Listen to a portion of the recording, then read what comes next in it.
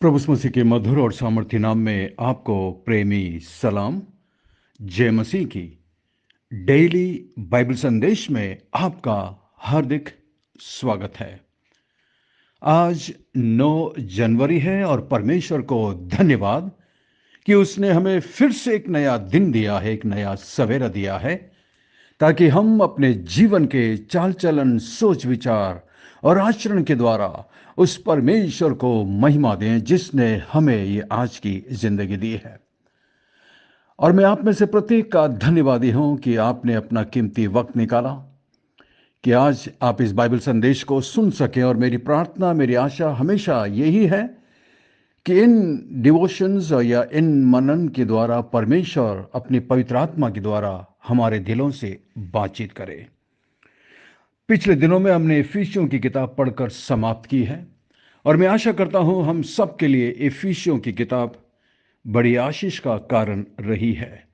अंत में जो चैप्टर हमने पढ़ी थी, 6 अध्याय, उसमें आत्मिक युद्ध के बारे में लिखा हुआ था और हमने पवित्र आत्मा के द्वारा बहुत अद्भुत शिक्षा प्राप्त की कि हम में से प्रत्येक व्यक्ति लड़ाई के मैदान में है। मसीह जीवन एक युद्ध के जीवन के समान है और शैतान हमारा दुश्मन है, लेकिन हमें चिंता करने की जरूरत नहीं है क्योंकि प्रभु यीशु मसीह हमारा कप्तान है, वो हमारा अगुवा है, वो हमारे साथ है, वो हमारे अंदर है और इसलिए हम जयवंत से भी बढ़ करके हैं।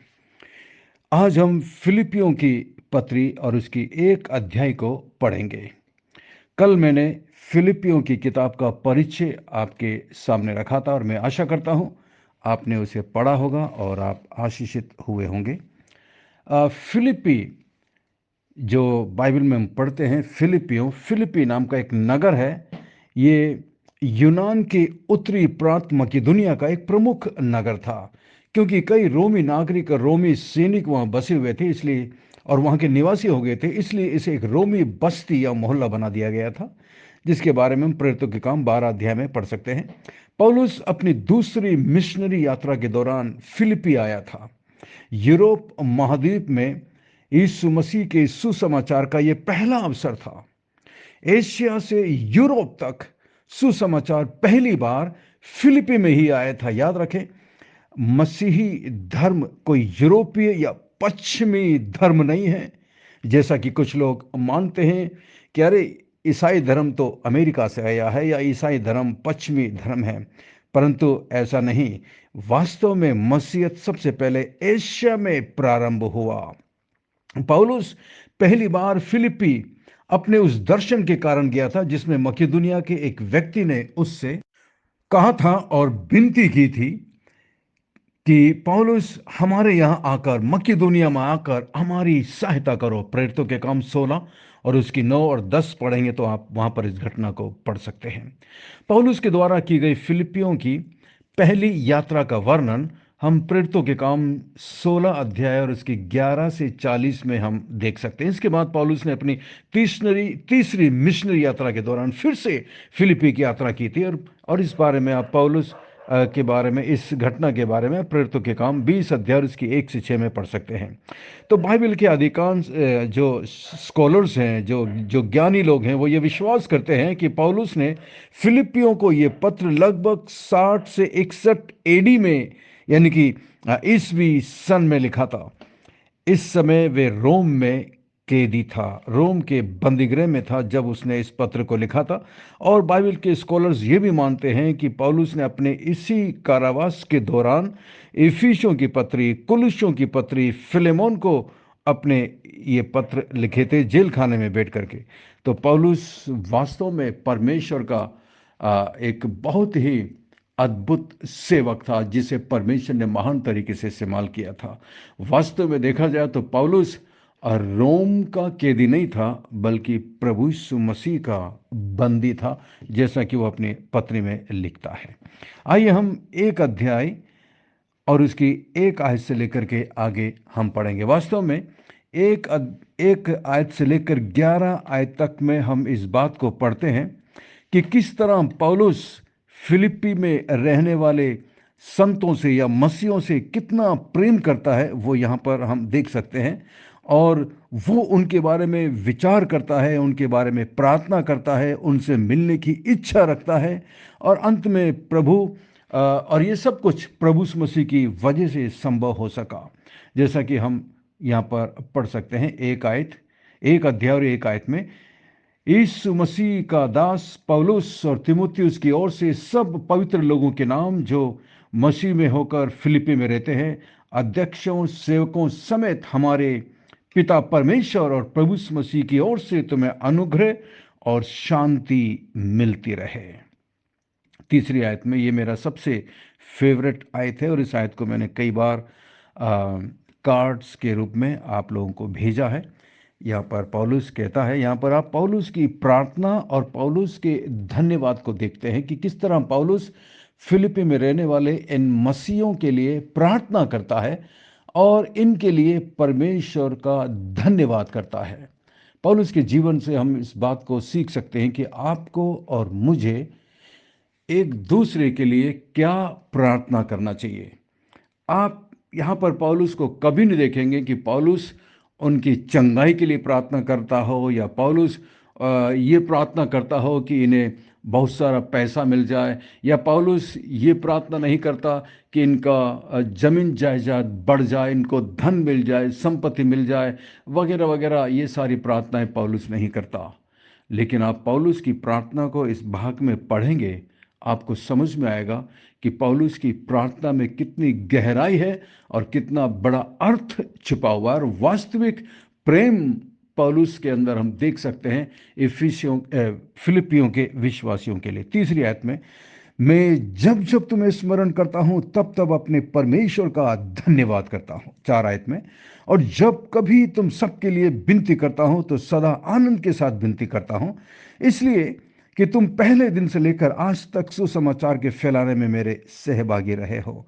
देखा पौलुस कितने अद्भुत तरीके से उनका धन्यवाद करता है, परमेश्वर का धन्यवाद करता है और इस बात का धन्यवाद करता है कि ये लोग सुसमाचार को फैलाने में पौलुस के सहभागी हैं।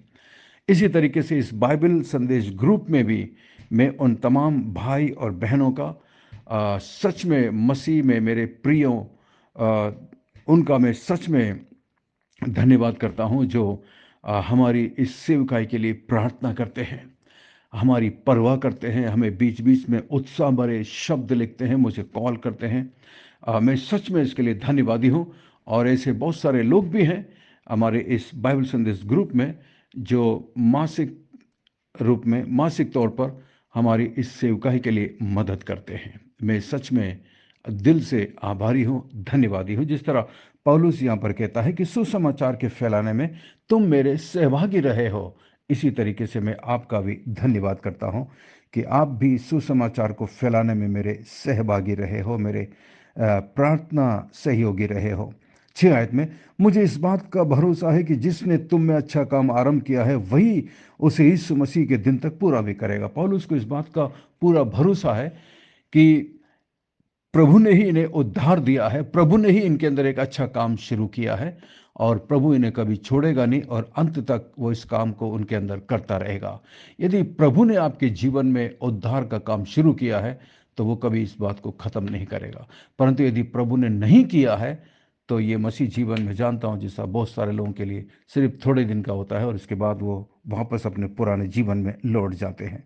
7 आयत में, उचित है कि तुम सबके लिए ऐसा ही विचार करो क्योंकि तुम मेरे मन में आ बसे हो और मेरी कैद में और सुसमाचार के लिए उत्तर और प्रमाण देने में तुम मेरे साथ अनुग्रह में सहभागी हो। पौलुस कहता है कि जब मैं बंदी गृह में हूं, मेरी कैद में भी सुसमाचार के लिए उत्तर और प्रमाण देने में तुम सब मेरे साथ अनुग्रह में सहभागी हो। पौलुस कहता है, मैंने जो सुसमाचार प्रचार किया जिसकी वजह से मैं जेल में हूं, उसका प्रमाण तुम हो कि किस तरह सुसमाचार ने आपके अंदर काम किया है, आपके जीवन को बदल दिया है।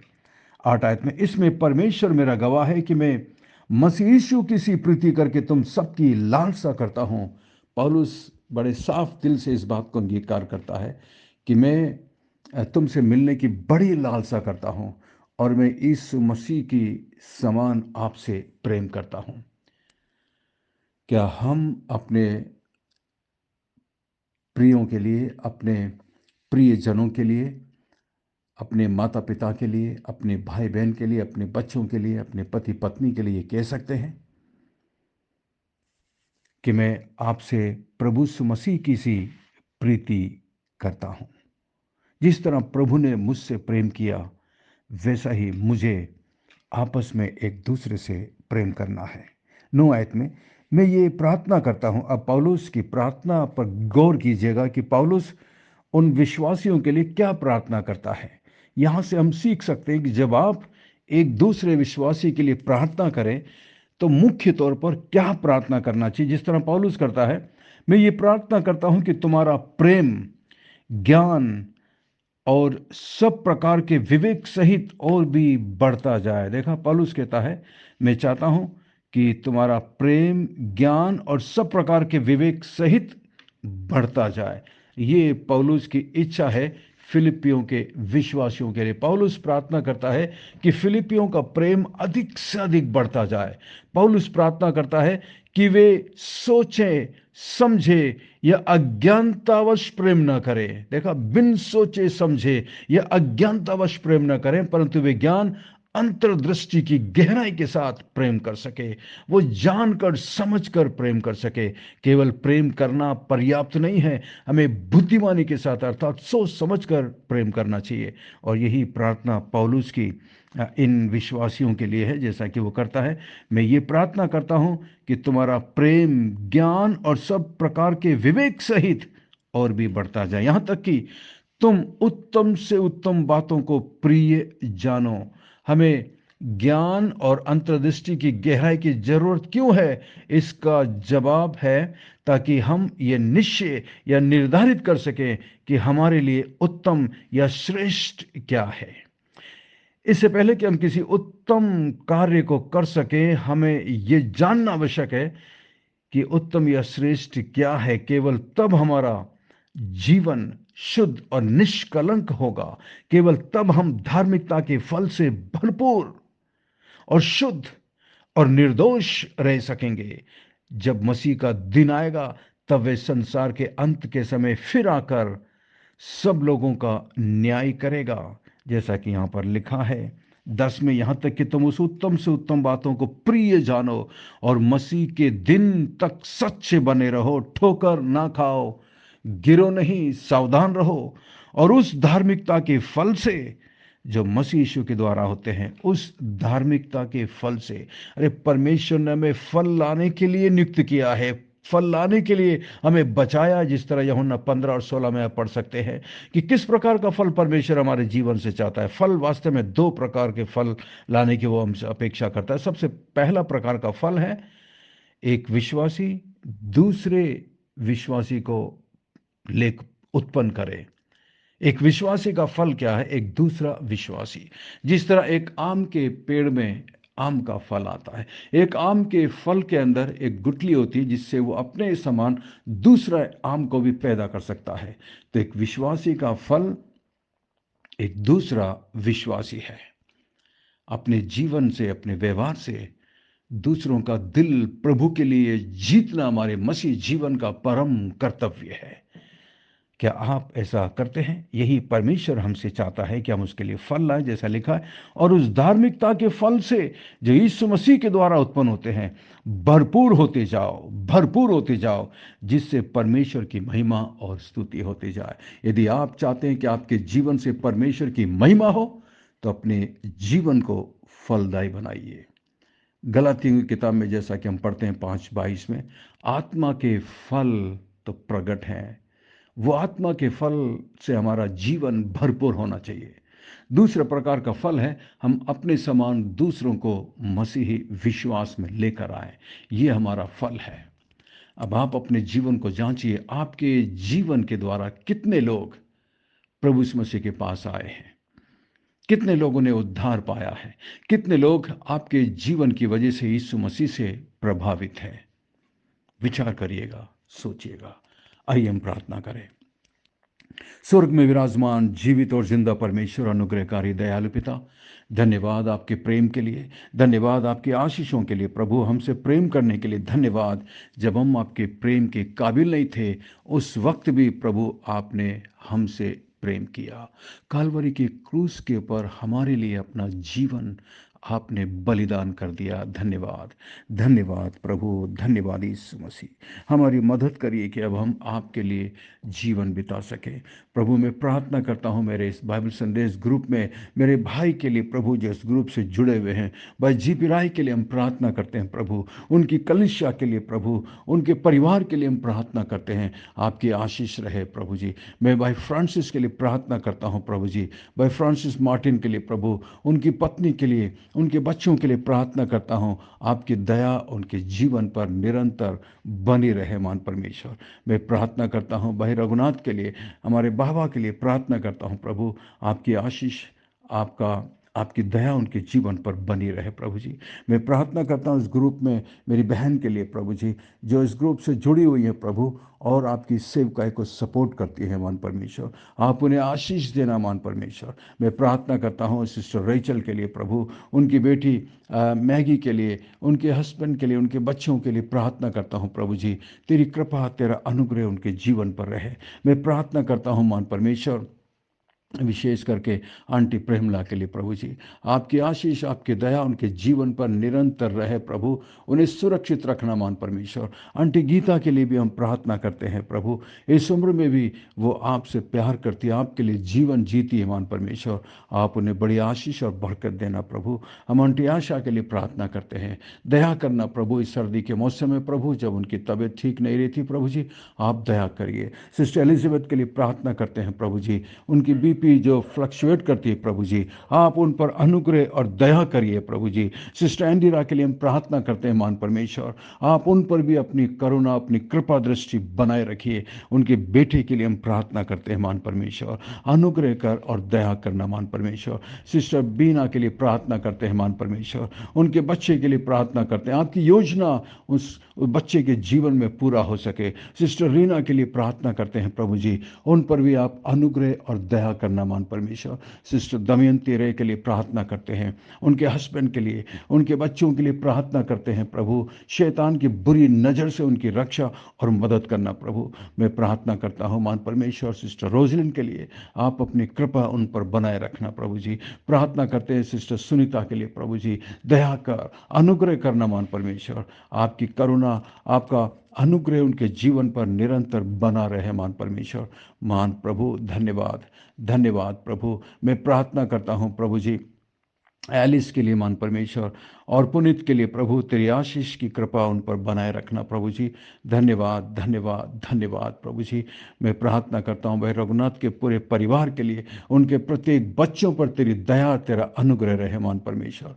मैं प्रार्थना करता हूँ सिस्टर उज्ज्वल के लिए प्रभु जी, आपकी कृपा, आपका दया उन पर रहे, उन्हें स्वस्थ करना, चंगाई देना मान परमेश्वर। भाई दीपक परिवार के लिए प्रार्थना करते हैं प्रभु, अनुग्रह करना। मैं प्रार्थना करता हूँ भाई बंटी के लिए प्रभु जी, उनके शरीर में जो भी तकलीफ है, जो ऑपरेशन हुआ प्रभु जी, आप उन पर अनुग्रह करना प्रभु जी। डॉक्टर ने जो कुछ भी बोला हो वो कुछ नहीं प्रभु, आप सब कुछ है मान परमेश्वर, आप दया करना प्रभु जी। मैं प्रार्थना करता हूँ भाई राय के लिए प्रभु जी, भाई रमेश राय, उनके परिवार के लिए, उनके बच्चे के लिए प्रार्थना करता हूँ, उन पर भी अनुग्रह और कृपा करना। भाई रजत के लिए, उनके परिवार के लिए प्रार्थना करता हूँ, भाई इमैनुअल के लिए प्रार्थना करता हूँ प्रभु जी। इन सब पर आपकी दया, आपकी कृपा, आपका अनुग्रह बना रहे। धन्यवाद, धन्यवाद, धन्यवाद परमेश्वर। हमारी विनती प्रार्थना को सुनकर जवाब देने के लिए धन्यवाद। सब कुछ यीशु मसीह के मीठे महापवित्र नाम से मांगते हैं, आमीन, आमीन। आशा करते हैं आज के संदेश के द्वारा परमेश्वर ने आपके दिलों से बातचीत की है। यदि आप आशीषित हुए हैं तो हमें जरूर लिखिएगा, और इस संदेश को अपने दूसरे मसीह भाई बहनों को शेयर करिए। और यदि ये संदेश आप पहली बार सुन रहे हैं तो आप हमारे बाइबल संदेश ग्रुप में शामिल हो सकते हैं। हमारा नंबर है 9927464924। Pastor Mani Thomas, Emmanuel believers church, आपसे प्रेम करता है, आपके लिए प्रार्थना करता है, आपकी परवाह करता है। आपके पास भी यदि कोई प्रार्थना का निवेदन हो तो हमें ज़रूर भेजिएगा, और आज के संदेश से संदेश के द्वारा यदि कुछ भी संदेह हो या कोई प्रश्न हो तो हमें ज़रूर लिख दीजिए। अंत में सवाल है, 1 अध्याय और इसकी 9 आयत में पौलुस फिलिपियों के मसीहों के लिए क्या प्रार्थना करता है? Please read chapter 1 verse 9 and let us know what is Paul's prayer for the believers in Philippi. God bless you. We love you. Have a great day.